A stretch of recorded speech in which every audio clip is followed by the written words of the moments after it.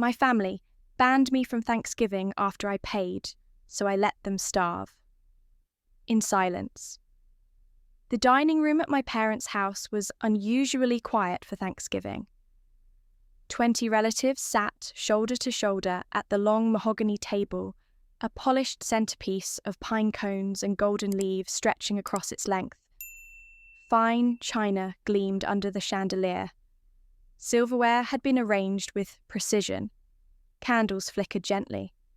Everything was perfect except for one thing. There was no food. Not a single dish had arrived.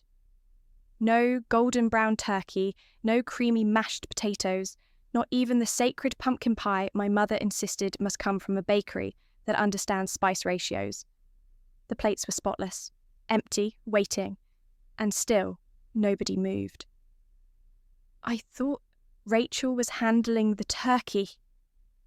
My mother mumbled, voice low, almost to herself, but it was enough. Everyone heard. Some looked confused, others are uncomfortable. My cousin Oliver cleared his throat. Aunt Beth glanced toward the kitchen as if something might appear from thin air. That was when the murmurs began. Didn't she confirm the order? Wasn't it maple and fig this year? Maybe traffic. I wasn't there, of course. I was 300 miles away in my one-bedroom apartment in Charlottesville, wearing fuzzy socks and sipping hot cider from a chipped ceramic mug I'd picked up at a holiday market last year. The scent of cinnamon and cloves drifted through my quiet kitchen. Outside, leaves danced across the windowsill. I leaned casually against the island phone resting beside me, the screen lit up with my father's name. I let it ring. Twice. 3 times. On the 4th, I picked up. His voice came tight, confused. The food never came.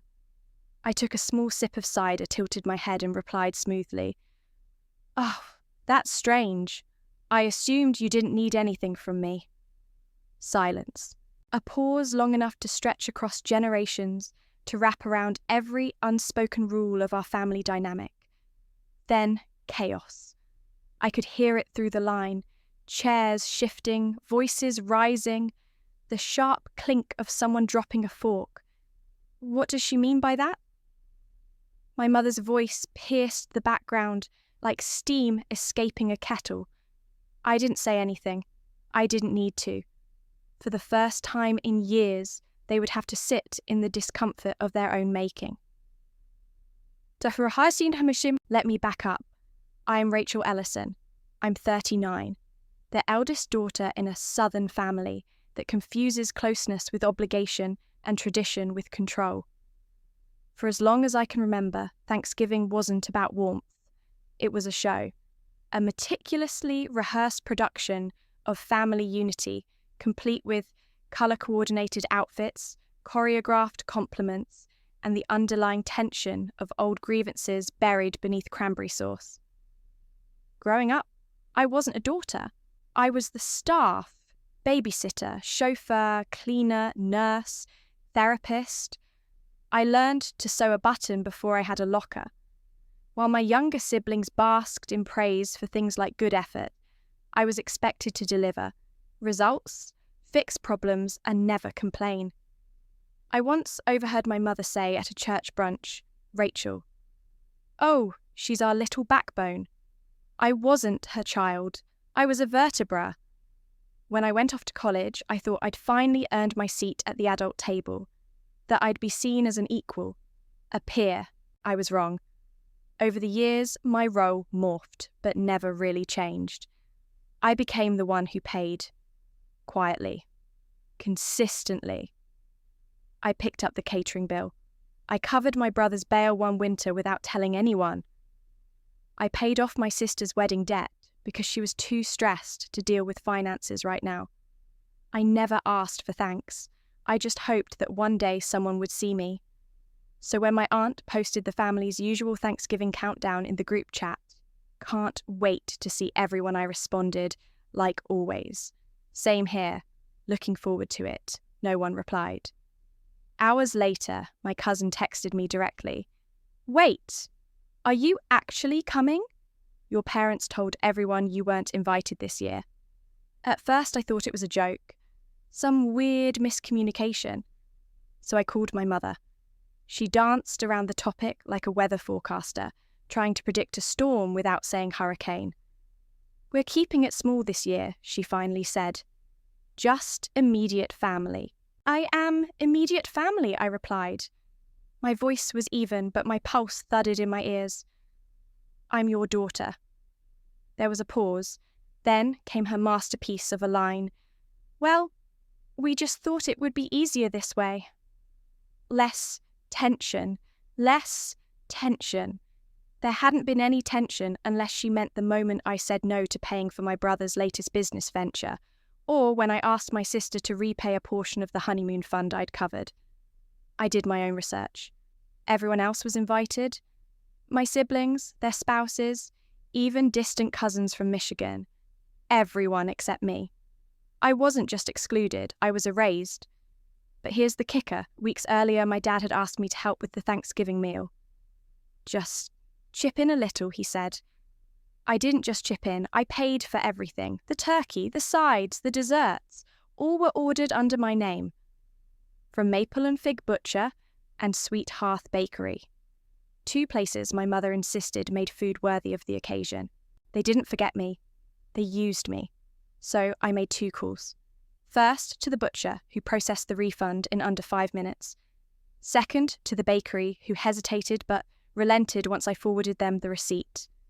Then I waited. No tantrum. No drama. Just silence. Let the performance go on without its invisible stagehand. And when the food didn't arrive, when the grand illusion cracked like overcooked stuffing, it wasn't my voice that caused the rupture. It was their absence of mine. If you ask my mother to describe me, she'll say something like, "Rachel's always been dependable, responsible, grounded." Then she'll smile and add, "But maybe a little too serious." You know, whenever I heard her say it, growing up usually to friends, neighbours, or the church ladies, I'd feel my shoulders stiffen. It was her way of dismissing me without sounding cruel. I was the checklist daughter, the problem solver, the one you handed a fire to with the expectation she'd quietly put it out, no questions asked. My younger sister, Lily, though, she was our sunshine. That's what Mum called her. She just lights up a room, she'd say. And Lily did. She danced barefoot through the house in floral dresses, left half-finished art projects in every room, and somehow made even her mistakes seem charming. Meanwhile, I learned how to fold hospital corners. By 10, balanced a grocery budget by 12, and knew the difference between my grandmother's pills by colour and shape before I could drive. When did Lily forget her homework, I drove it to school. When Ethan, our youngest, locked himself out, I left work to bring him a spare key. When Mum was too overwhelmed to organise Thanksgiving, I made the lists, ordered the food, and even hand-lettered the name cards. No one ever asked if I had time. I just made time. And I kept thinking that if I just did enough, if I worked harder, gave more, then one day I'd earn what Lily seemed to receive effortlessly: affection, without expectation. There's a photo of us from Thanksgiving 2003. I was 16. You can see the whole family sitting around the table, candles, glowing wine glasses half full, everyone laughing, everyone but me. I wasn't in the picture, not because I wasn't invited. I was. But because I was in the kitchen, scraping burnt marshmallows off the sweet potato casserole that Lily had forgotten in the oven. She'd come bouncing in hair-curled dress, perfect, just in time to be in every photo. The empty chair in that picture, that was supposed to be mine. Funny how that chair became a symbol. Every holiday, no matter how elaborate the setup it seemed like, I never truly had a seat. I was always up, grabbing napkins, refilling drinks, taking coats, cleaning spills. A guest in my own family. By the time I was in my 30s, I had a decent career, a tiny apartment I loved, and a pretty impressive credit score. And yet, when anyone in the family ran into trouble, financial or otherwise, I was the first call.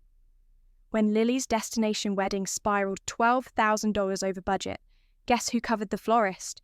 When Ethan got into a car accident and his insurance lapsed, guess who paid for the repairs? Me. And not once did I complain. I told myself, this is love. This is what family does. You step up, you give. Until one day, I didn't. It was last August. Ethan called. Hey, Rach.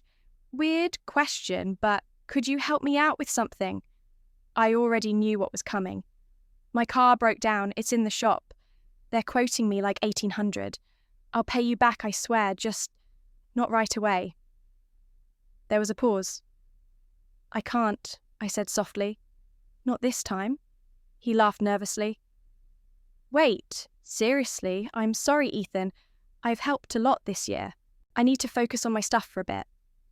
Silence. Then he muttered, Okay, yeah, sure, no worries. But he never called back. A week later, I noticed something strange. The family group chat, Ellison, Traditions, the one with all the holiday planning, had gone quiet. For me, anyway. I opened it and saw I'd been removed. Just like that. No explanation, no message, not even a passive-aggressive emoji. At first I thought it was a mistake, a tech glitch. Then my cousin Mia sent a private text. Wait, you're not coming. They told everyone you weren't invited this year. I stared at the screen. They told everyone. They. Not mum and dad. Not your siblings, just they. A nameless wall I was never meant to climb. I typed and deleted a dozen replies. But in the end, I wrote only one thing. Thanks for telling me. Mia didn't respond. That night, I sat alone in my apartment, a blank document open on my laptop cursor, blinking. I thought about writing a letter to my parents, or a list, listing every sacrifice I'd ever made, every bill I'd paid, every holiday I made happen. But then I realised they already knew. They just didn't care. Or worse, they did care, but only in the way you care about your oven working when you need to cook. When I stopped functioning, I stopped being useful. And when I stopped being useful, they stopped pretending I belonged. I wish I could say I felt anger, that I raged, screamed, broke dishes. But I didn't. I just felt tired. Bone deep tired. The kind that no nap, no vacation, no retail therapy could fix. The kind of tiredness that came from trying to earn a seat at a table where the rules kept changing. The kind that came from being the one who gave and then got erased when I asked for even a sliver of grace in return. The invisible daughter. That's what I was. And that Thanksgiving, I decided for the first time in my life that I wouldn't beg to be seen. The phone call lasted less than 4 minutes, but the silence after it rang in my ears for hours. I had to call her. I needed to hear it from her mouth to know for sure. That maybe there'd been a mix-up, a miscommunication, something small that could still be fixed. My mother picked up on the third ring. Her voice was bright, like nothing was wrong. Oh, Rachel, I was just thinking of calling you. Hey, I said. I kept my tone casual, like my stomach wasn't turning itself inside out. Mia texted me, said the family thought I wasn't coming. There was a pause, the kind that usually means someone is trying to pick the most digestible lie. Well, she said, dragging the word out like gum on a shoe. We thought it'd be simpler without too many people this year. Simpler. That word cracked across the line like thunder. I didn't respond right away. I just let it sit between us. Simpler. Another word for let's erase the inconvenient one. So, you didn't want me there, I asked carefully. Oh, honey, don't be like that, she said quickly. It's not personal. We just needed a quiet year. Less drama. Less drama. I hadn't even been the one to bring drama. Refusing to bail out Ethan's car bill, or asking Lily to handle her own catering deposit, counted as a crime. And everyone else, I said, they're all invited. Well, they live nearby, she offered. And Lily has her boyfriend. It just made sense. You know, keep it simple. Right. Simple. I nodded, though she couldn't see it. Okay, I said, voice flat. We'll miss you, she added quickly, like tossing a scrap of empathy would erase what she'd just said. Click! I hung up without another word. I stared at the phone in my hand, letting the quiet swell around me. I could feel it building, not rage, not even sadness, but something heavier. Something that had been growing for years, quietly coiled inside me like a spring. And now it had finally stopped pretending it wasn't there. I walked over to my laptop and opened the emails. The Thanksgiving orders, turkey stuffing, sides, desserts, all of it still sat under my name, charged to my card, scheduled for delivery to a house I was no longer welcome in. I scrolled through the invoice from Maple and Fig. The main dish alone cost nearly $300. I hadn't blinked when I paid it. I never did. The bakery's receipt showed pumpkin pie apple tart and my mother's beloved vanilla bean cheesecake. I'd even made sure to include the gluten-free rolls for Aunt Beth's dietary needs. I'd done it all, as usual. Not because I expected praise, but because it was expected of me. Because that's what the invisible daughter does. She shows up, pays the tab, and disappears before the pictures. But this time, I did something different. I called the butcher. Ellison, right, the woman on the line asked. Everything's set for Thursday. I need to cancel, I said. Full order. There was a pause. You sure it's kind of last minute? Yes, I said, I'm sure. She sighed, then clicked her keyboard. Okay, processing now. You'll get the refund confirmation shortly. I called the bakery next. They hesitated, small business, no refunds after a certain date, but I forwarded the receipts. Attached is a polite, firm message. I was calm, professional. 10 minutes later, the email pinged back, refund approved. I closed my laptop, my hands oddly steady. It wasn't vengeance. It wasn't even rebellion. It was clarity. If they didn't want me at the table, then they didn't get to dine on my dime. That night, as the street outside my window dimmed into early winter hush, my phone buzzed again. A text from my dad. Did you confirm the pumpkin pie order? Your mum can't find anything. I stared at the screen. That was all he said. No mention of me not being invited. No check-in. No, hey, how are you? Just a logistical inquiry as if I was still their unpaid personal assistant. I typed a reply slowly. I assumed you didn't need anything from me. Sent. Read. No reply. I poured myself a glass of cider and curled into the armchair by the window, pulling a blanket over my legs. Outside, a neighbour across the street was stringing up lights early for Christmas. I watched him on the ladder, humming to himself completely, unaware that somewhere a woman was rewriting her worth. A year ago, I might have cried. I might have curled into bed asking myself what I'd done wrong. But now I felt light. Not happy, not yet, but lighter. The burden had shifted. Finally. I thought about all the Thanksgiving I'd spent trying to keep the peace, trying to earn love through service. And now, in their attempt to simplify my family, had given me the gift they never intended, a seat at a different kind of table, my own. Thanksgiving morning arrived at the Ellison house like it always did, full of rushing, rearranging, and passive-aggressive directives wrapped in faux hospitality. Beth, can you light the candles, Ethan, not that sweater? The navy one with the collar. Lily, please put your phone away when guests arrive. By noon, the house smelled of polished wood, scented candles, and anxiety, not food. Not yet.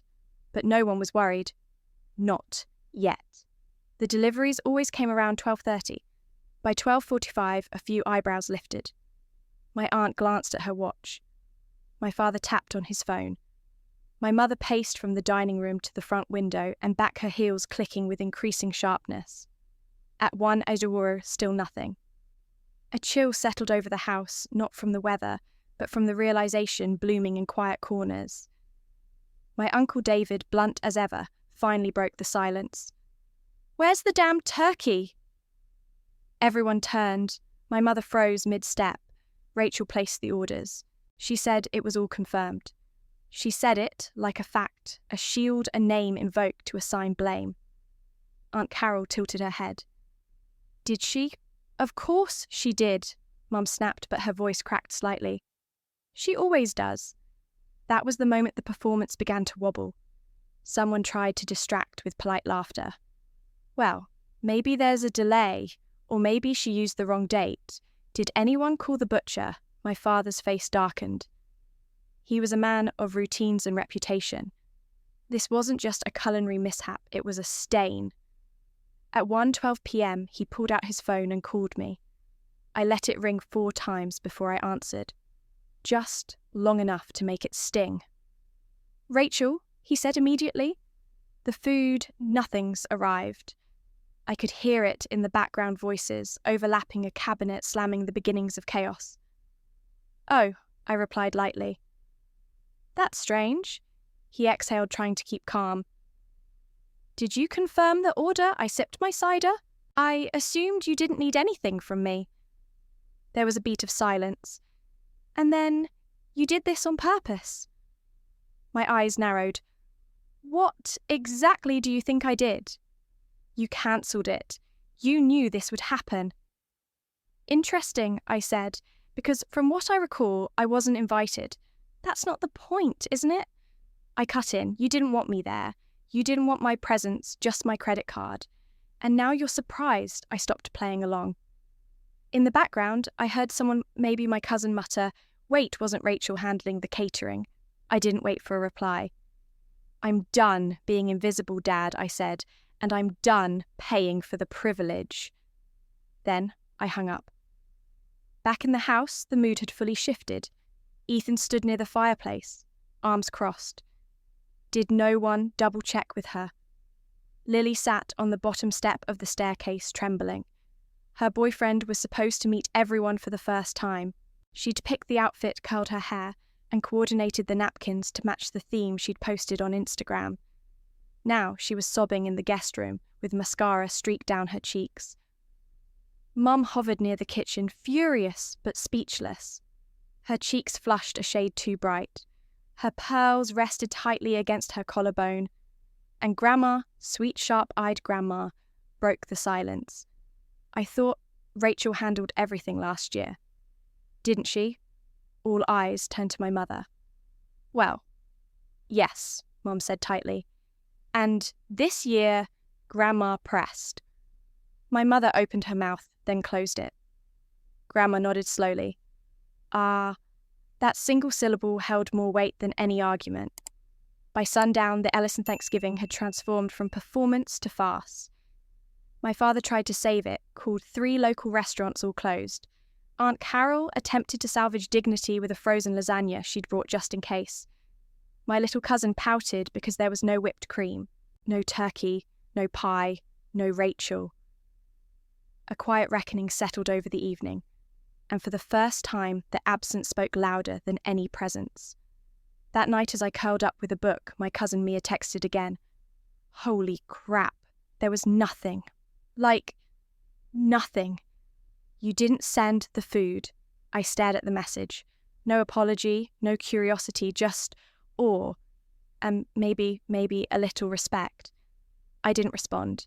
Instead, I lit a candle on my windowsill. One of the expensive ones my mother always said was a waste of money. The flame flickered against the glass, tiny but unshakable. I hadn't yelled. I hadn't stormed in. I hadn't made a scene. I'd simply stopped participating in my own erasure. And they felt it. Every fork without food. Every guest was without an answer. Every question they had no one left to deflect toward. They finally realized something I had known for years. I wasn't the one who needed them. They were the ones who had always needed me. The air outside was cold and crisp, a winter stillness hanging in the bare trees as I pulled into the driveway of my childhood home. Christmas Eve had always smelled a certain way in our house. Pine needles, lemon-scented cleaner, and my mother's Chanel No. 5, heavy and deliberate. That night, though, another scent followed me in warm jasmine tea. Soft, subtle. I glanced to my right. She was smiling, eyes twinkling, her gloved hands resting on a delicate cane. "You sure about this?" Rachel Grandma said gently. "I'm done being the one who stays silent," I replied. We stepped out of the car and walked toward the front door, me in a dark green coat, her wrapped in a lavender shawl, long silver hair pinned up with care. Her heels clicked against the stone walkway like punctuation marks to a story no one expected to hear again. I rang the bell once. Through the frosted glass, I saw shapes moving. Voices hushed the outline of my mother, stiffening like a portrait in a museum that had suddenly come to life. When she opened the door, time folded in on itself. She stared at me as if I were a ghost. Then her eyes drifted over my shoulder and widened. "Oh," she said. Her hand clutched the edge of the doorframe. "Merry Christmas," I said, my voice light but anchored. "Thought we'd stop by." Behind her, the house was lit up like always. Garlands, candles, the faint sound of Nat King Cole drifting through the living room. Familiar. Contrived. "You brought her," my mother whispered. Grandma stepped forward, calm and radiant. "Hello, darling. It's been quite a while." My mother didn't respond. She stepped aside wordlessly, letting us enter. The room went quiet. My father froze mid-sip of his bourbon. Lily's jaw dropped. Ethan's eyebrows raised, then knit together, like he was trying to solve a puzzle in real time. Grandma Lily blurted. "I was invited," Grandma said pleasantly, "by someone who still believes in forgiveness." I glanced around. The table was set beautifully. Name cards, crystal glasses, stuffing steaming in a silver tray. The tension in the room was dense, clinging to the walls like humidity. And under it all, the scent. My mother's Chanel is sharp and cold. My grandmother's jasmine is warm and soft. The war of aromas. I sat next to Ethan. Grandma settled across from my mother. No one said a word for a solid 30 seconds. Then, Grandma, ever the queen of subtle warfare, picked up her fork, examined the stuffing, and tilted her head. "Oh," she said with a curious smile. "Is this store-bought? It tastes very consistent." Lily stifled a laugh into her wineglass. My mother's expression cracked for the briefest second. The meal dragged on tight and overcooked like the ham. My mother kept her eyes on her plate. My father occasionally glanced at me, then looked away.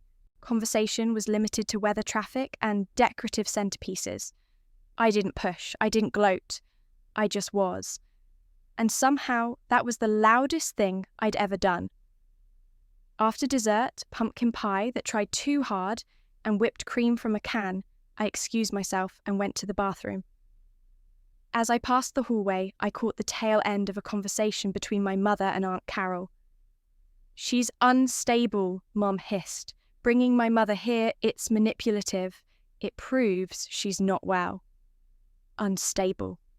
Of course. It didn't surprise me. That was her full backstory. The one she whispered when she couldn't explain away her actions. If she couldn't control the truth, she'd undermine the teller. But what she didn't realize was how much her grip had already loosened. That night, as we drove back through the quiet streets of Charlottesville, Grandma turned to me. "She hasn't changed," she said, still rewriting the world to suit her. I nodded. "She's been calling around," Grandma added, "telling people she's worried about you, that you're not yourself." I let out a bitter laugh. "You know that's not true, right?" I asked, needing to hear it out loud. "My dear," she said, her voice suddenly firm. I knew it wasn't true before she even opened her mouth. The next morning, my phone buzzed with messages from cousins, distant relatives, and even an old family friend. "Heard there was drama. Are you okay? You really brought Grandma? That's wild. Didn't think you had it in you." The narrative was already shifting, from forgotten daughter to unstable saboteur. But then one message stood out. It was from Ethan. "Hey, can we talk?" 3 short words, but I read them 10 times. We hadn't spoken much since Thanksgiving. He'd stayed out of it, neutral, careful. I called him. "Hey," he said. His voice sounded different, Softer. Honest. I don't agree with what Mom did, he said after a beat. I blinked. You don't... She's really good at twisting things. Thanksgiving felt off, but Christmas, that was when it all clicked. He was quiet. Then added, I didn't say anything because, well, you know how she gets. Yeah, I said gently. I do. Another pause. I'm not saying I handled it right, he admitted, but I don't think you're crazy. Not even close. My throat tightened. I hadn't realised how much I needed someone in the family to say that. To see me. The woman they feared most hadn't been me. It was the one I brought back. The one who held memories they couldn't erase. The one who knew exactly what had been done and said and hidden over the years. Grandma hadn't come for revenge. She came as a mirror. And when they looked into her reflection, what they saw terrified them. Not because she was cruel, but because she remembered. Part 6. The rewritten script. It arrived in a text dinner. Sunday. 6 p.m. Your father and I expect you here. No greeting. No explanation, just expectation. Typical. I stared at the message for a long time before responding. I almost ignored it entirely. But then Aunt Carol called. You don't owe them anything, she said. But maybe you need to say it. Out loud, make them hear it. So I agreed. But I wasn't walking in empty-handed. Sunday evening, I parked in the same driveway I'd known since childhood, the engine humming softly before I turned it off. In my coat pocket was a folded letter. Not a threat. Not a list of grievances. Just truth, written plainly for once on my own terms. Inside the house was too warm. The air felt close, like it had been holding its breath.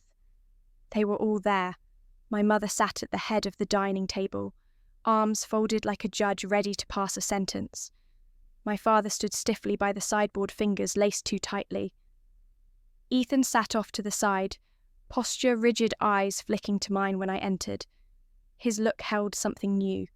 Not pity, not fear, something closer to the apology. Sit, my mother said curtly. I did. The table was bare, no food, no glasses, just placemats and tension. She leaned forward. Do you realise how much you hurt this family? Funny. I thought that's my line. I stayed silent. You embarrassed your father. You caused Lily to cry on Thanksgiving. You made a scene on Christmas Eve bringing that woman into our home.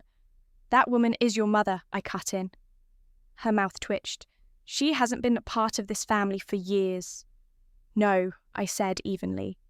You erased her, just like you tried to erase me.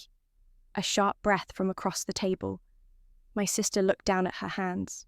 My father stared at the wall. My mother pressed on, voice rising. You cancelled the food. You humiliated us. I reached into my pocket and placed the letter on the table. Unopened. Unread. You don't have to agree with what I did, I said. But you will not rewrite the story. Her nostrils flared. You're being dramatic. I exhaled slowly. No, I'm being accurate. You're making yourself the victim. I finally let my voice rise. You didn't invite me. Then you used my money to fund a dinner I wasn't welcome to attend. And when I withdrew that support, you spun a narrative that I was unstable, ungrateful, emotionally volatile. You are, she snapped. Across the room, Ethan shifted in his chair. Mum. Her head snapped toward him. What? He swallowed hard. You lied. Her face froze. You told everyone Rachel wasn't coming. You made it sound like it was her choice. Then you let her pay for everything anyway. Ethan, don't... No, he said, voice firm. I didn't say anything before because I didn't want to make things worse. But this isn't okay. She didn't sabotage Thanksgiving. You set her up to be the villain. My mother's jaw clenched. You don't know what you're talking about. I know exactly what I'm talking about. My father turned to Ethan, his brow furrowed. Son, maybe let's not. But Ethan didn't budge. You saw it too. You just didn't say anything. And then something shifted. My father looked at me, then back at my mother. His expression cracked, uncertain, like something inside him had finally stopped working the way it used to. He looked at her as if trying to recognize someone he used to know, and couldn't. You've always done this, I said quieter now. When things get uncomfortable, you rewrite the script. You turn people into caricatures, unstable, dramatic, dangerous, so you don't have to face your own reflection. Enough, she said sharply. No, I said. Not this time. The room fell completely still. I looked at my father. You let it happen. That hurt too. He didn't deny it, didn't defend her. He just looked down at his folded hands. My mother stood, her voice cold. You came here to shame me. No, I said. I came here to stop playing the role you wrote for me. She shook her head, a bitter smile creeping across her lips. You think you're the hero in this story. No, I replied. I think I finally stopped being the scapegoat. Ethan reached across the table, took the letter and unfolded it, read silently, then handed it to my father. My mother didn't ask me to read it. Of course not. I stood. I'm done pretending. I don't expect an apology, but I won't accept erasure. Wait, my mother said, her voice sharp with panic she couldn't hide in time. You don't get to walk away like that. I met her eyes. You did this. You wrote me out. I'm just honouring the version of the story you created. For the first time, she didn't have a comeback. My sister looked down, shame tightening her jaw.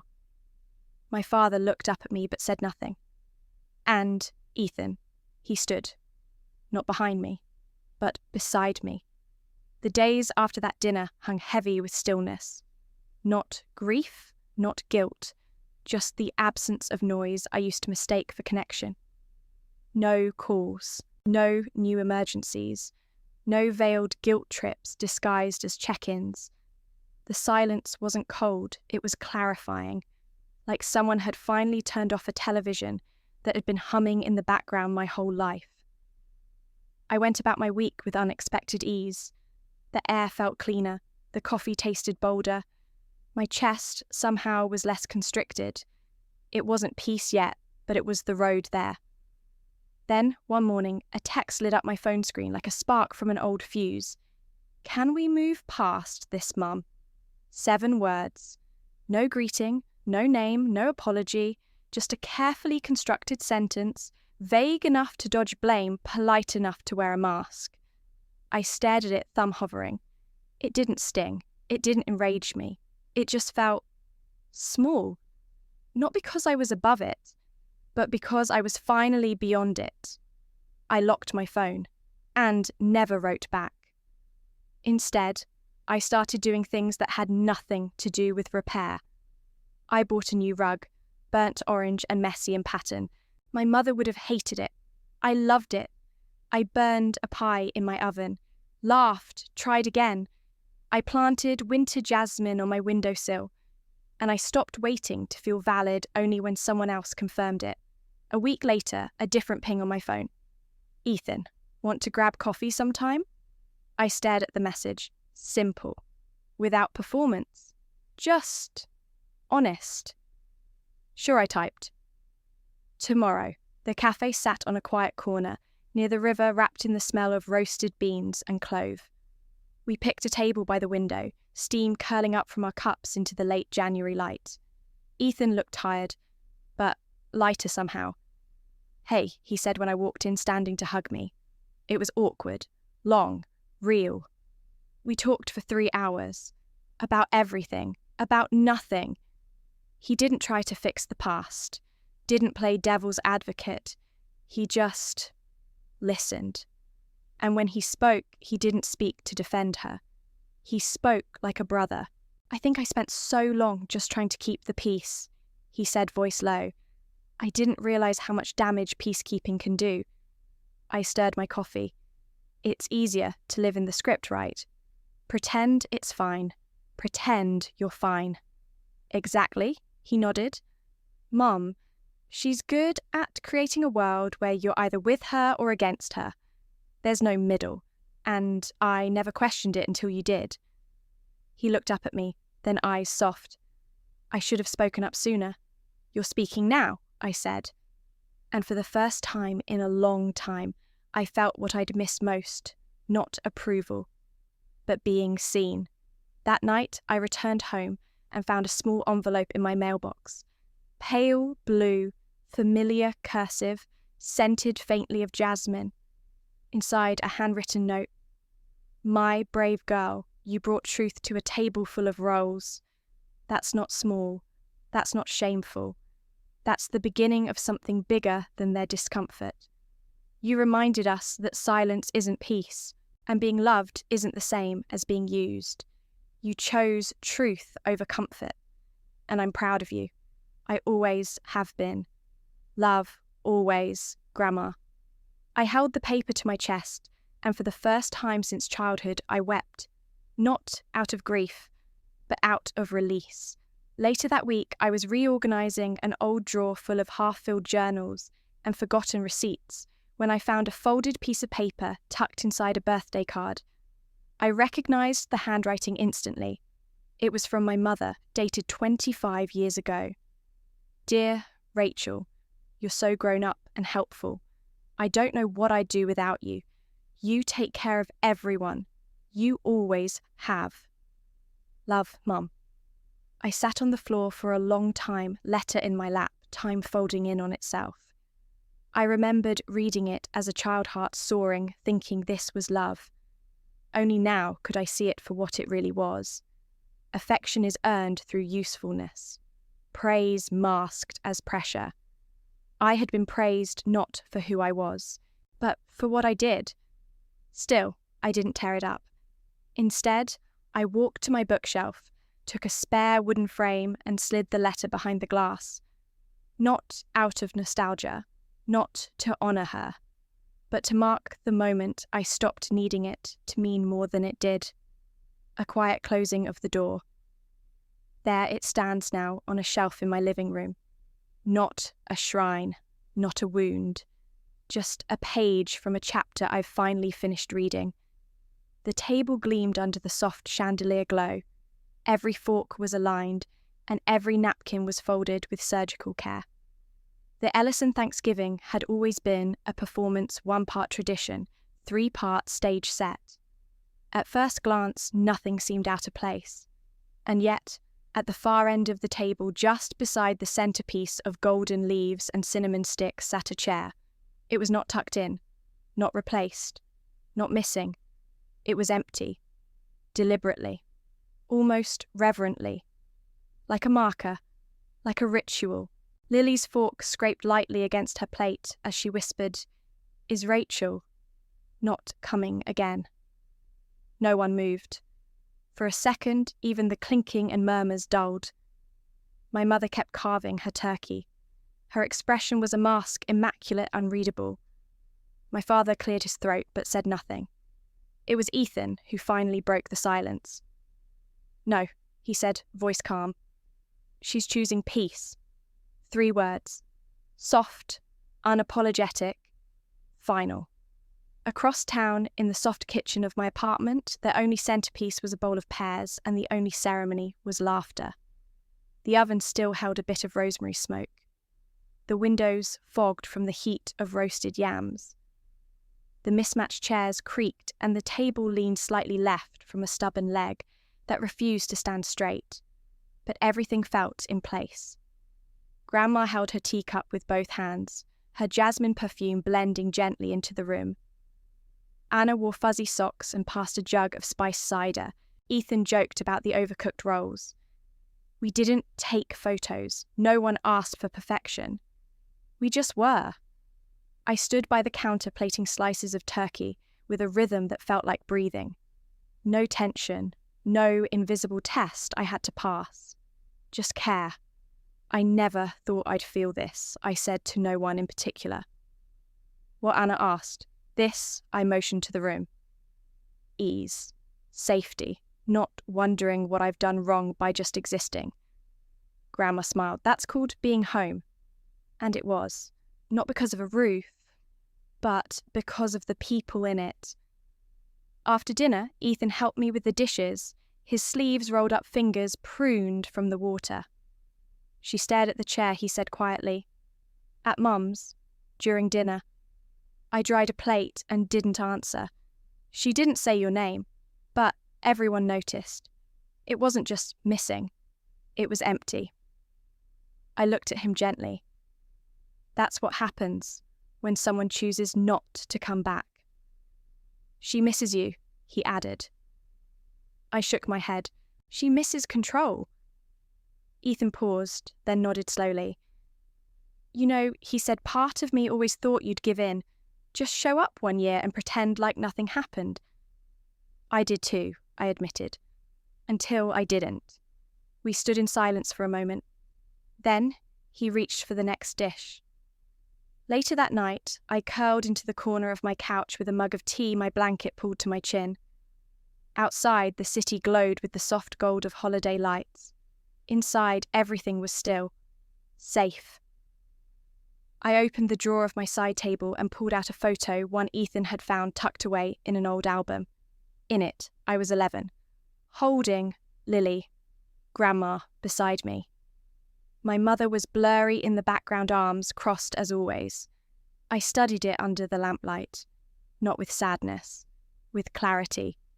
Then, slowly, I tucked it into a new envelope, labelled it past, and slid it into the drawer. Sometimes the most radical act isn't to yell or fight, it's to stop auditioning, to step off the stage and find your seat at a different table. I think about that empty chair sometimes. I wonder if they ever try to fill it, if someone else gets asked to carry the burden I finally put down. But I don't wonder long, because that chair no longer belongs to me. It's not a symbol of absence, it's a testament to boundaries, to bravery, to walk away before you forget what peace feels like. And maybe, just maybe it reminds the people left behind that even silence can speak volumes. My seat at their table stays empty, not out of spite, but out of self-respect.